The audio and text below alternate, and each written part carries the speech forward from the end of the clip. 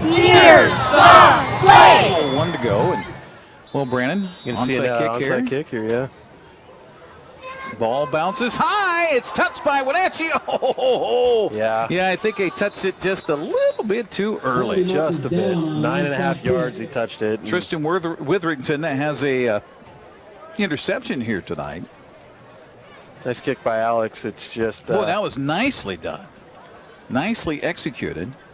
You practice that every week, usually on Thursdays, right? Well, they practice it all the time. They have a little more freedom at practice to practice that, and you can go a whole season without actually having to try one. And it's good that Alex was able to show it off a little bit. Personal foul against the Panthers. So they call that a personal foul? It'll be West Valley football. It was West Valley ball. So I wonder if there were two flags on that. If there was a illegal touching and then maybe unnecessary roughness. It was neither illegal touching nor a personal foul. But other than that, the announcers got it totally right. I keep telling these broadcasters they need to have me in the booth. I could be the high school version of Mike Pereira. But at last, they never return my calls, or my emails, or my texts, or my DMs. As I always say, if something weird is going to happen, it's going to happen during the kicking game. Or in my uncle's camper van, but that's a subject for another video. This kicking play, however, isn't all that weird. It's actually pretty textbook.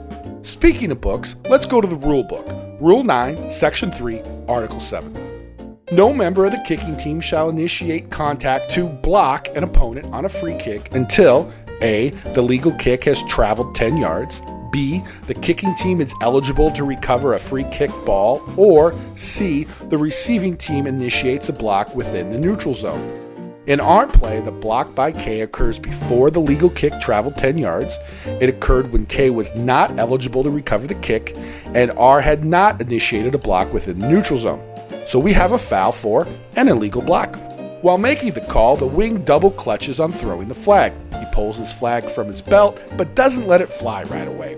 Instead, he looks to his partner, who does throw a confident flag. We've all done this before. It happens. Perhaps the double clutching official wasn't sure of the rule. Perhaps he was aware of the rule but hadn't seen a play like this in a long time and needed time to process. Or perhaps, since R recovered, he wasn't sure if a flag was even necessary in this situation. I get all that. Maybe if it was 60-6 and there were seconds left in the game, you could ignore it. All for the sake of ending the game as soon as possible and getting the kids off the field.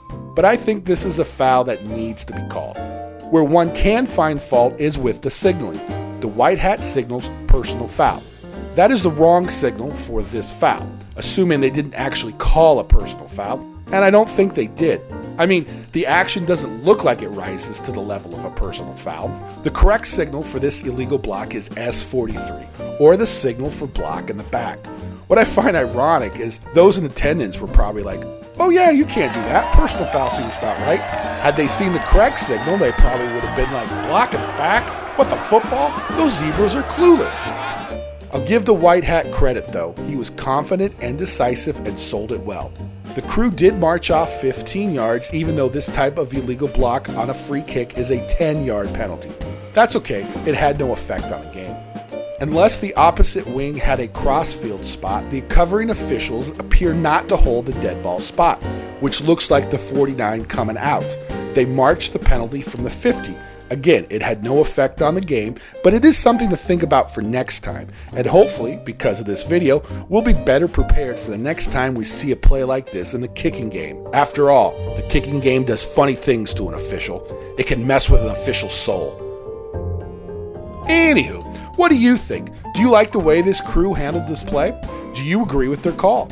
Do you think it was a personal foul? What kind of crazy plays have you experienced during the kicking game? Let us know in the comments section below.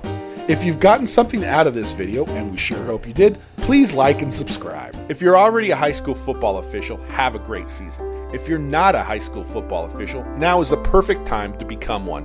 Contact the Evergreen Football Officials Association and we'll help you make it happen. Until next time, we're the EFOA, making good officials better.